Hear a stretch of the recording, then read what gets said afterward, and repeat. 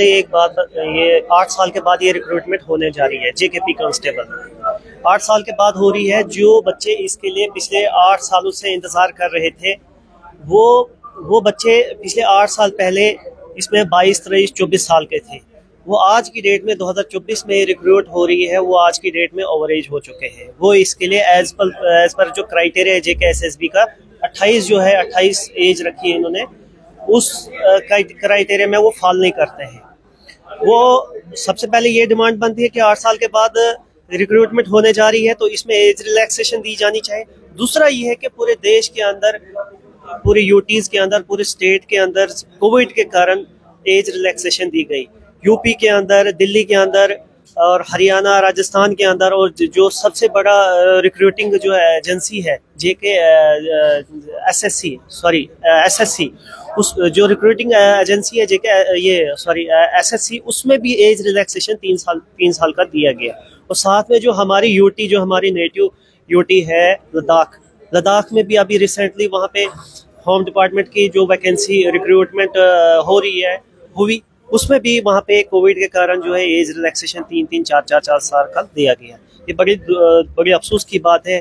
पूरे देश के अंदर अगर कोविड के कारण एज रिलैक्सेशन दी जा रही है तो यहाँ पे भी होनी चाहिए एज रिलैक्सेशन। की बात करें, बेरोजगारी दर में काफी ज्यादा बढ़ोतरी हुई है और सरकार ये मांग रही है, लेकिन उसके लिए उपाय क्या निकाले जा रहे हो? जम्मू कश्मीर में तो ऐसी समस्या है कि जहां तहां नौकरियों की भर्तियां निकलती हैं वहां ही पेपर लीक हो जाता है, और अगर पेपर लीक ना हो तो बच्चों को उम्र की सीमा इस तरह से हो जाती है कि कोरोना काल में भी उस तरह से व्यवस्था नहीं थी कि इनके एग्जाम कंडक्ट करवाए जाए, और अब उम्र ज्यादा हो गई है, ओवर एज हो गए हैं, और सरकारी नौकरी का सपना देखना कहीं ना कहीं टूट सा गया। कुछ युवा मेरे साथ है, क्या परेशानी क्या आ रही है?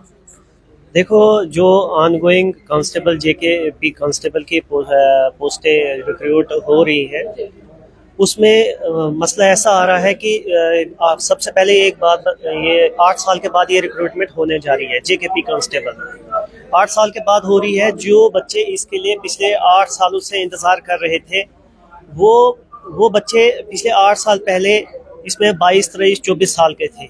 वो आज की डेट में 2024 में रिक्रूट हो रही है, वो आज की डेट में ओवर एज हो चुके हैं। वो इसके लिए एज पर जो क्राइटेरिया है JKSSB का 28 जो है 28 एज रखी है इन्होंने, उस क्राइटेरिया में वो फॉल नहीं करते हैं।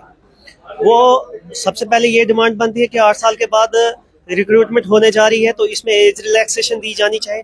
दूसरा ये है कि पूरे देश के अंदर, पूरे यूटीज के अंदर, पूरे स्टेट के अंदर कोविड के कारण एज रिलैक्सेशन दी गई।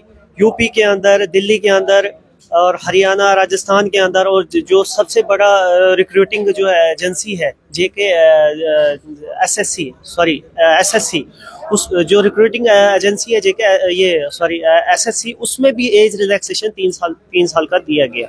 और साथ में जो हमारी यूटी, जो हमारी नेटिव यूटी है लद्दाख में भी अभी रिसेंटली वहाँ पे होम डिपार्टमेंट की जो वैकेंसी रिक्रूटमेंट हो रही है, हुई, उसमें भी वहाँ पे कोविड के कारण जो है एज रिलैक्सेशन 3 4 साल का दिया गया। ये बड़ी अफसोस की बात है।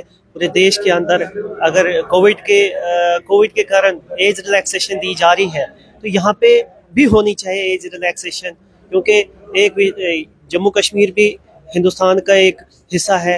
एक देश में एक विधान, एक संविधान, एक प्रधान, एक निशान है। रहेगा कि कितने युवाओं का भविष्य इस एज रिलैक्सेशन पर निर्भर करता था, और कितने सालों की तैयारी थी, कितना इंतजार कर रहे थे आप लोग, और अब आपको ये मांग उठानी पड़ रही है कि कोई तो हमारी गुहार सुने। देखो, पिछले 8 सालों से जो बच्चे, लगभग आज की डेट में अगर देखा जाए बेरोजगारी जो है चरमों पे है, तो पिछले कोई 8 साल के बाद ये रिक्रूटमेंट होने जा रही है।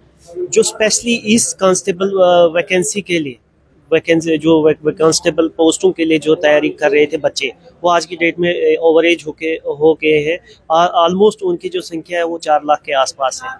हाँ, तो 4 लाख का मैं बोलता हूँ कि सरकार को, बाकी जो अभी जो NC गवर्नमेंट ने अपनी जो है मैनिफेस्टो में 1 लाख की रिक्रूटमेंट का वादा किया है, मैं चाहता हूँ कि जो 4 लाख जो है बच्चे, कहीं ना कहीं उस चीज़ का भी अपॉर्चुनिटी को मिल जानी चाहिए, उनको एज रिलैक्सेशन मिलनी चाहिए। अब इसको लेकर किसी अधिकारी से मिले हैं? बहुत सारे देखो अपोजिशन जो बीजेपी के जो रिप्रेजेंटेटिव है उनसे भी मिले हैं, उनकी तरफ से भी पॉजिटिव रिस्पांस है, और साथ में जो एनसी गवर्नमेंट है इस वक्त उनसे भी पॉजिटिव रिस्पांस है। लेकिन पॉजिटिव रिस्पांस है, लेकिन ये है आप ये देखना है कि 4 तारीख को जो सेशन है, 4 तारीख को जो है इसमें सेशन में वो इस पे आउटपुट देते हैं कि नहीं देते हैं, वो देखा जाए। परेशानी क्या होगी? समय से इंतजार था इस तरह की भर्ती प्रक्रिया का, और आज कहीं आप मांग उठा रहे हैं जहां पर आपको एग्जामिनेशन सेंटर्स पर होना चाहिए था, आप यहाँ पर। जो ये कांस्टेबल की रिक्रूटमेंट है ये 2016 में आई थी, अभी इसको 8 साल हो गए।